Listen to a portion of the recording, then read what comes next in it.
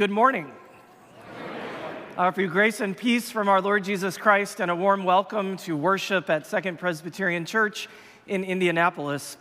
As a tangible witness to our conviction that God welcomes all, even those who arrive at 10:05, I would invite you to make space in your pews for those who are entering the worship space now, so that we might share the hospitality of the Second Community with them as well. We're grateful to have so many folks with us in worship each Sunday, and we want to be sure that all feel that warmth and that welcome here.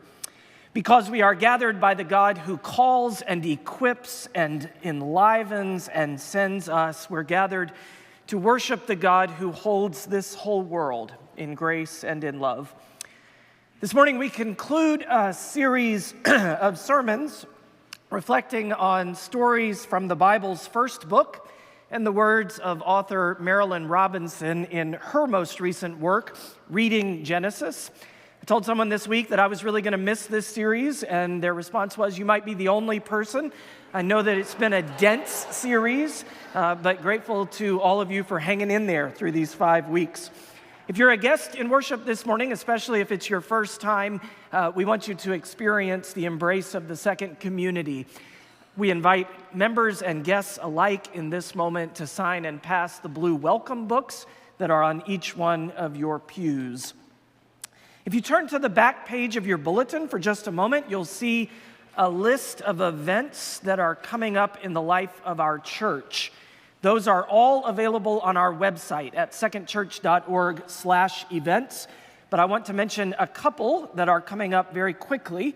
The first is the Super Bowl of Caring, which is a nationwide effort begun by Presbyterians in South Carolina to reduce food insecurity in local communities, is underway.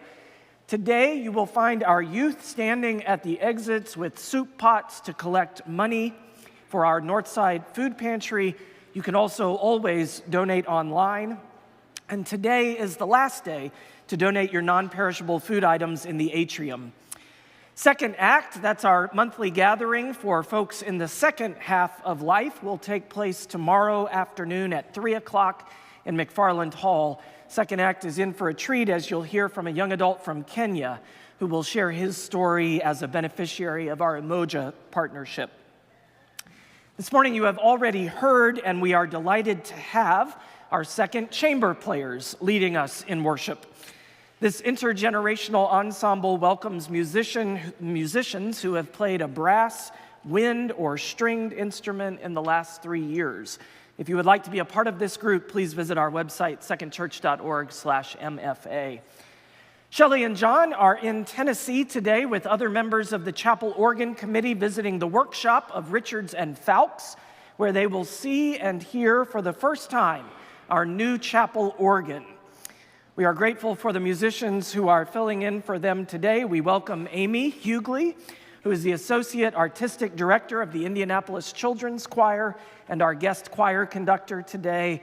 Dawn Waddell, who usually serves as our organist and pianist in our 8:15 service, is playing for us today.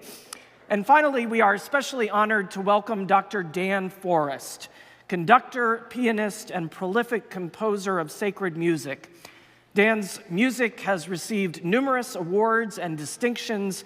He has become well established in the repertoire of choirs around the world.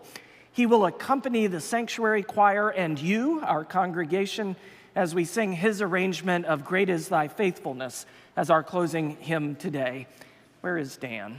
Where is Dan? Dan, thank you for worshiping with us, and welcome to Second.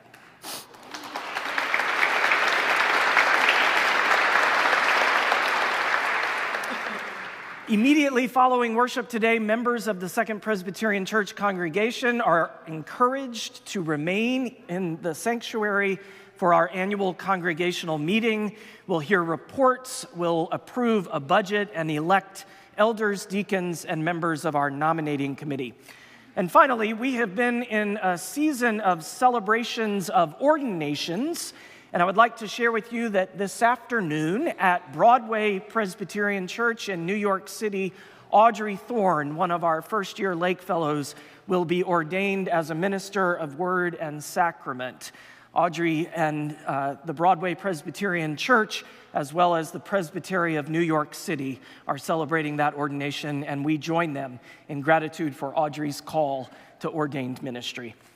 And now, as those who trust in God's grace, let us gather our hearts in worship.